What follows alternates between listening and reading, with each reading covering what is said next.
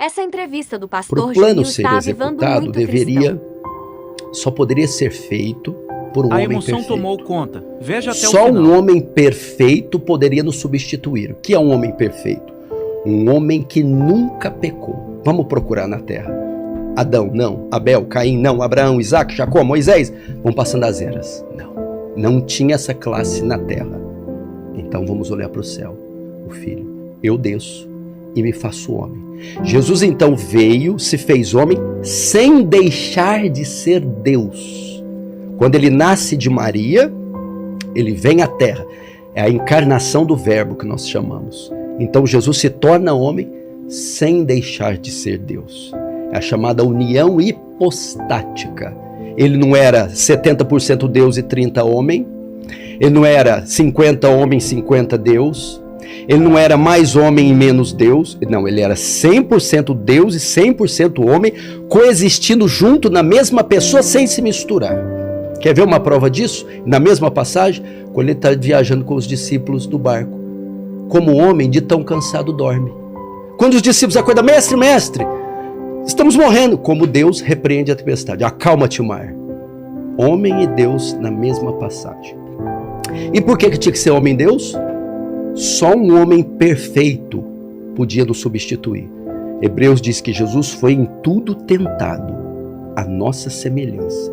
Imagina você, Vilela, quantas vezes e por quais coisas você já foi tentado desde que você nasceu. Pensa em todas. Jesus também sentiu o mesmo desejo, a mesma tentação. Mas não pecou. Então, homem perfeito. Só que só um homem não suportaria pagar pela penalidade e sobreviver a ela. Se ele fosse só homem, ele não suportaria. Por quê? Deixa eu te fazer uma pergunta. Quem foi que executou Jesus na cruz? Pilatos? Herodes? Roma? Os judeus? Na sua opinião, quem foi? Todo mundo. Não. Foi Deus. Como assim? O próprio Pai que o matou. O quê? O próprio Deus o matou. Por quê? Vamos lá. Quando Jesus morre na cruz, todo o nosso pecado é lançado sobre ele. Quando Deus olha para o Filho lá na cruz, o que ele vê? Uma bola de iniquidade, de pecados. Já que os pecados estão lá, o Senhor agora tem que punir. Ele pune com o quê? Um atributo que pregador nenhum ensina. A ira de Deus. O que é a ira de Deus? A resposta de Deus ao pecado. Significa que, vamos dizer, a justiça dá a sentença. Justiça de Deus. A ira cumpre a sentença. A ira é o míssil. Imagina que a ira de Deus é o míssil teleguiado. E esse míssil está programado para ir aonde? Onde está o pecado? Na cruz, o pecado está em nós ou está em Cristo? Em Cristo. Então, o míssil da ira tem que cair sobre Cristo. Quem envia o míssil? Deus. O Pai. Isaías 53:10. Foi do agrado do Pai moê-lo até enfermá-lo. O próprio Deus executa o Filho. É difícil entender isso. Para mostrar para quem está nos ouvindo o terror do pecado. Deus odeia tanto o pecado, mas tanto, que nem o próprio Filho poupou. Por quê? Por causa da sua santidade. Outro atributo. Abacuque 1:13 diz, Deus diz, o profeta diz, tu é tão puro de olhos que não pode contemplar o mal. Quantos pecados bastaram para Adão e Eva cometer para ser banido do paraíso pro resto da vida? 10? 5? 1. Porque o pecado, ele é contrário à natureza de Deus. O Senhor não pode ser conivente com o pecado. Agora você vai entender aquele salmo que você fala tanto, aquele trecho. Elohim, Elohim, lama sabachthani. Ele brada na cruz. Deus meu, por que me desamparaste? Por que me abandonaste? Resposta: porque na cruz você se fez pecado, meu filho. Então, ele despeja a ira e mata o seu próprio filho. E com ele, todos os nossos pecados. Os pecados são pagos naquele momento. Aquilo, Vilela, não é um show de terror. Aquilo é uma demonstração de amor. O filho pegando todo o nosso pecado e botando nas costas. Eu suporto, traga-os, eu os compro, eu pago por eles. Mas o preço vai ser muito alto. Você vai ter que suportar a ira. Então ela veio. Imagina, para você ter uma ideia o que é a ira. Imagine um meteoro. 1 milhão de vezes maior que a Terra.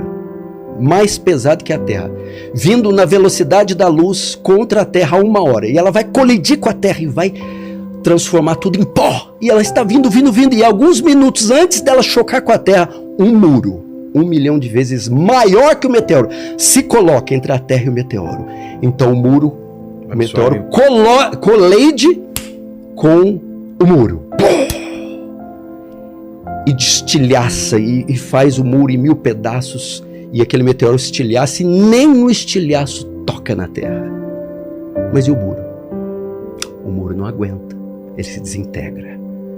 A ira de Deus era esse meteoro que estava vindo sobre o homem para esmagá-lo e puni-lo pelos seus pecados e vindo 1 bilhão de vezes maior. E quando ia colidir conosco, o Senhor Jesus se coloca entre nós e o meteoro e abre um braço para a esquerda e a direita e diz: está consumado, em tuas mãos entrego o meu espírito.